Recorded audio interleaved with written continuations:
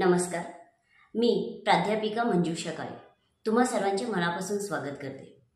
स्त्री शक्तीचा जागर या उपक्रमांतर्गत माझी आवडती लेखिका या विषयावरती मी तुमच्याशी बोलणार आहे.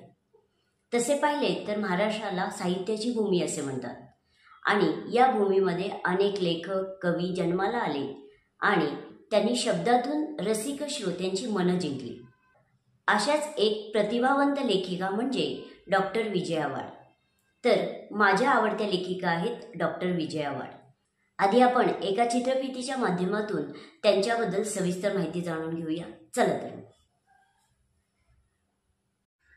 शब्द शब्द जोडून शब्दांकित होऊन निशब्द करणारं व्यक्तिमत्व म्हणजे डॉक्टर विजया वाड. त्यांच्या कर्तृत्वाचे वर्णन करताना शब्द देखील फिके पडतात. मराठी साहित्यात एक सन्मानाचं स्थान म्हणजे डॉक्टर विजया वाड. महाराष्ट्र राज्य मराठी विश्वकोश मंडळाच्या त्या पहिल्या अध्यक्ष ठरल्या. मराठी विश्वकोशातले 17, 18 आणि 19 खंड विजयाताईंच्या लेखणीने समृद्ध झाले. साहित्य क्षेत्रात आपले मोलाचे योगदान देत असतानाच त्यांच्या लेखणीतून कथा, कादंबऱ्या, गोष्टींची पुस्तके, बालकथा, ललितलेख, कविता संग्रह, प्रवास वर्णने, आत्मवृत्त, वृत्तलेखन यांसारखे नानाविध साहित्य प्रकार सुवर्णांकित झाले.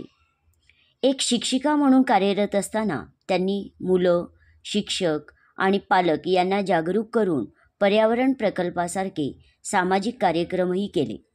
दरवर्षी नित्यनियमाप्रमाणे त्या आदिवासी मुलींना दत्तक पालक मिळवून देण्यासाठी प्रयत्नशील असतात. अफाट ज्ञान, सामाजिक ज्ञान आणि अविरत मेहनत यामुळे त्यांना मिळालेल्या पारितोषिकांची संख्या इतकी आहे की घराचे जणू संग्रहालयच झाले आहे. वाचकांसाठी बालक आणि पालकांमधील अतूट नातं उलगडून ठेवणाऱ्या विजयाताईंनी आपल्या दोन्ही मुलींवर केलेली माया देखील आदर्श ठरते. आपल्या अंगी असलेली विद्वत्ता आपल्या मुलींवर न लादता त्यांना त्यांच्या आवडीचे मार्ग निवडण्यासाठी प्रोत्साहित केले. ज्ञानाच्या या परिसस्पर्शाने लकाकून निघालेल्या दोन्ही मुलींनी वेगवेगळ्या क्षेत्रात नावलौकिक मिळवला.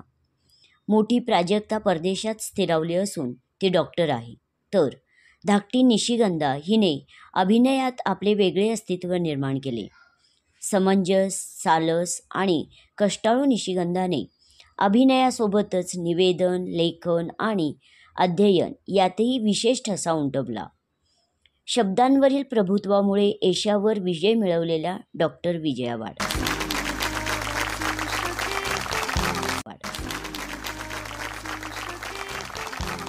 अशा पद्धतीने आपण डॉक्टर विजया वाड यांच्याबद्दल माहिती जाणून घेतली. तर ह्या एक प्रतिभावंत लेखिका आहेत. अगदी सोप्या भाषेतून त्यांनी वाचकांची मनं जिंकली आहेत. एक उत्तम शिक्षिका, लेखिका आणि समाजसेविका कशी असावी हे एक ज्वलंत उदाहरण म्हणजे डॉक्टर विजया वाड.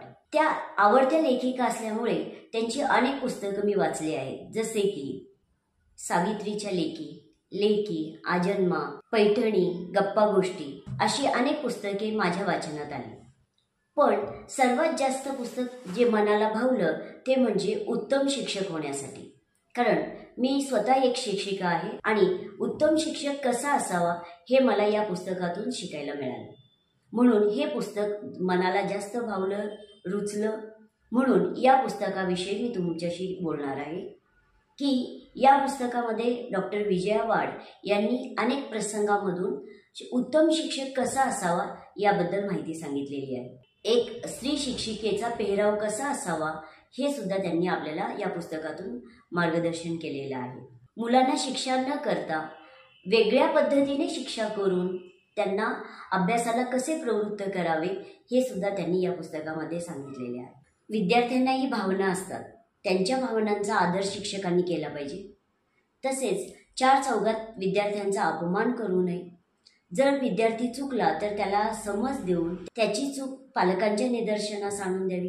त्याचबरोबर मुले वेडी नसतात तर वय वेडं असतं हा लाख मोलाचा संदेश त्या या पुस्तकामध्ये देतात. त्या स्वतः जेव्हा एक शिक्षिका म्हणून कार्यरत होत्या तेव्हा एखाद्या विद्यार्थ्याला जर कमी गुण मिळाले तर या गोष्टीला कदाचित त्याच्या घरची परिस्थिती कारणीभूत ठरू शकते. म्हणून त्या स्वतः त्या विद्यार्थ्याच्या घरी जात त्या म्हणतात की शिक्षकाने सतत शिकत राहिले पाहिजे. वर्गात शिक्षक जात असताना मोकळ्या व खुल्या अंतकरणाने गेले पाहिजे. विद्यार्थ्यांना पुस्तकी ज्ञानाबरोबरच कालसापेक्ष ज्ञानही शिक्षकाने दिले पाहिजे. खरं तर हे पुस्तक वाचल्यानंतर एक शिक्षिका म्हणून मला या पुस्तकाबद्दल आपुलकी निर्माण झाली. या पुस्तकाचा समावेश D.Ed. B.Ed. अभ्यासक्रमात झाला तर सर्व शिक्षकांना आणि भावी शिक्षकांना नक्कीच या पुस्तकाचा उपयोग होईल. माझी आवडती लेखिका व त्या लेखिकेचे माझे आवडते पुस्तक या विषयावर तुम्ही माहिती ऐकलीत त्याबद्दल सर्वांचे मनापासून धन्यवाद.